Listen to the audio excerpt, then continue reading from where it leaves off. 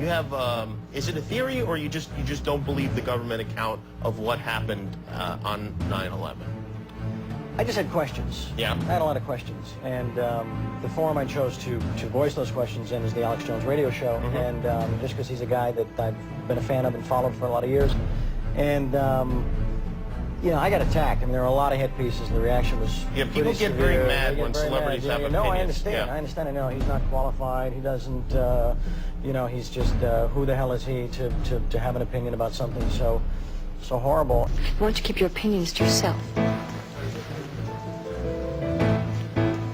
And, you know, it was sad because they didn't really take a look at any of the stuff I was asking them to look at, any of the evidence or any of the stuff that generated those questions, you know. And they said, oh, he's another tinfoil hat wearing Hollywood clown.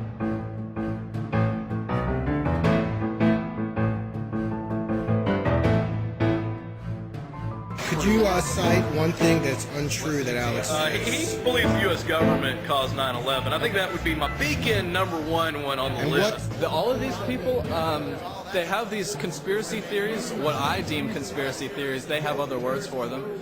But who knows where they stop? I mean, how do we know that the government's not trying to read our minds right now? But for the undecideds, they can come here. They can look at you wearing tinfoil hats. And look at us wearing tinfoil hats. I think 19 terrorists are responsible for 9/11. This is not a point of debate. I'm aware that there's still some who would question or even justify the offense of 9/11. But let us be clear. Al-Qaeda killed nearly 3,000 people on that day. The victims were innocent men, women, and children from America and many other nations who had done nothing to harm anybody. And yet Al-Qaeda chose to ruthlessly murder these people, claimed credit for the attack, and even now states their determination to kill on a massive scale. They have affiliates in many countries and are trying to expand their reach. These are not opinions to be debated. These are facts to be dealt with. I think 19 terrorists are responsible for 9/11. This is not a point of debate. These are not opinions to be debated. These are facts to be dealt with. Thank you.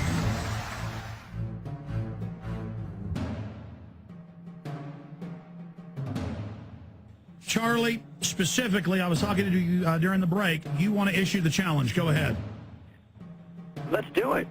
I issued the challenge to debate Meghan McCain, Rush Limbaugh, Sean Hannity, Bill O'Reilly. Bring them all. Bob McElmain and I will join you on Larry King Live. And you guys bring whatever you got. Bring popular mechanics. Let's call them out as well. And we'll show up with the truth. And we'll just see how it goes. We're not hiding. We're not hiding.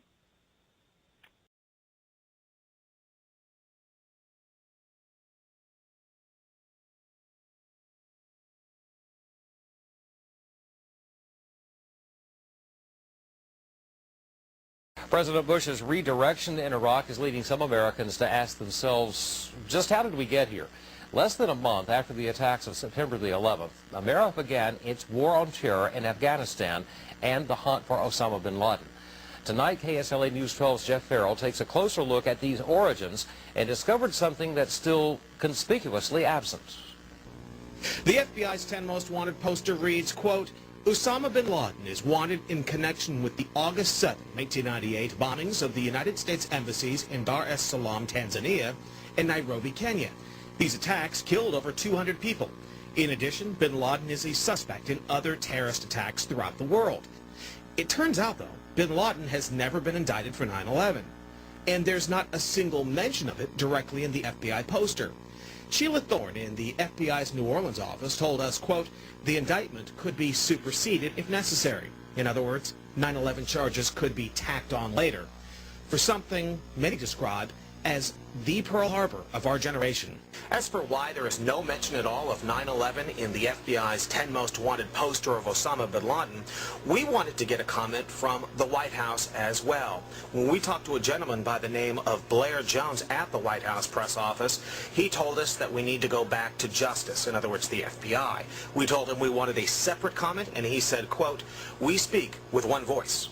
Either you are with us or you are with the terrorists. Just 9 days after 9/11, The president addressed a joint session of Congress where he blamed al-Qaeda, even mentioning its leader Osama bin Laden by name.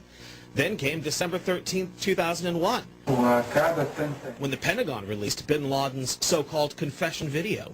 The FBI revised bin Laden's poster 2 months after September 11th, and 5 years later, there's still no 9/11 reference. We asked retired Barksdale General Peyton Cole for his reaction. It's puzzling, and it begs the question of why not. And we're waiting for that answer, too. Jeff Farrell, KSLA News 12 reporting. FBI Special Agent Sheila Thorne called KSLA News 12 just before news time this afternoon, telling us that our questions are not those that the FBI should answer. Thorne told us the decision whether to indict Osama bin Laden for the 9/11 attacks is made by the U.S. Justice Department. We'll keep you posted.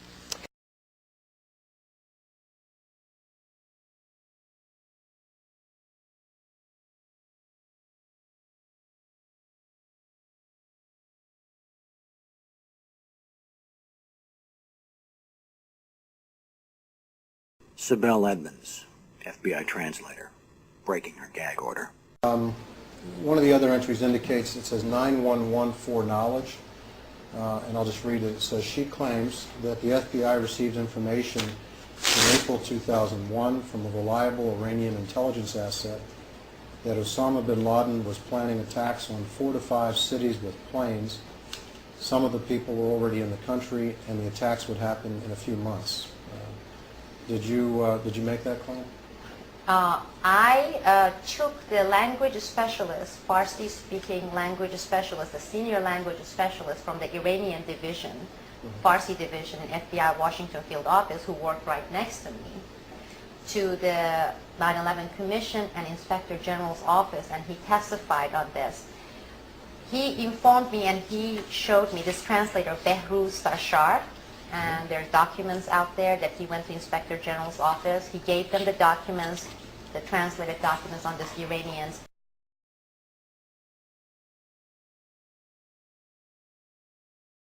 All our intimate relationship with bin Laden and Taliban. We did carry very intimate relationship with these people all the way up to September 11. Bin Laden was spirited into this military hospital in Rawalpindi for kidney dialysis treatment. The military had him surrounded. They were saying that Osama bin Laden had to be watched carefully and looked after.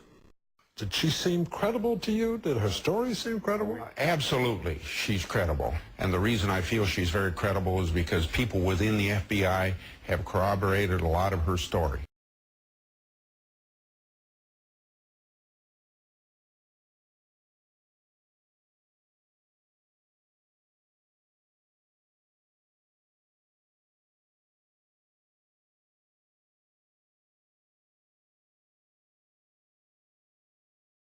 Building 7, free-fall collapse. They said that they would give the fullest possible account of the events surrounding 9/11. But they didn't even mention the collapse of Building 7. 7 years later, finally, we have a draft report in August in which they try to document that it was 40% of gravity that the building came down. Now, upon questions by physicist David Chandler and scientist Dr. Stephen Jones, they publicly had to backtrack and fumble their way through the conference, and in their final report, which just came out in November last month, they acknowledge that in the first 2.25 seconds, this 47-story building drops at free fall speed, which is 8 stories. Now, prior to this, in August, they said publicly that it couldn't have fallen free fall speed because had it, that would mean there would have been no structure. Free fall time would be an object that has no structural components below it. In other words, what they're basically acknowledging to the 9/11 truth movement and the world is that the structure had to have been removed for those 8 stories. In the case of a falling building, the only way it can go into free fall is if an external force removes the supporting structure. None of the gravitational potential energy of the building is available for this purpose, or it would slow the fall of the building.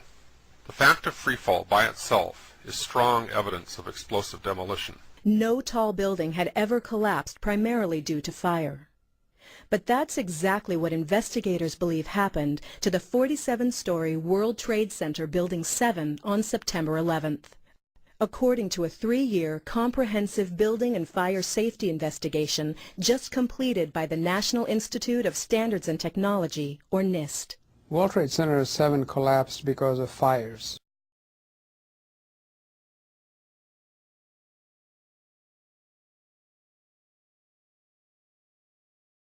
These are not opinions to be debated. These are facts to be dealt with.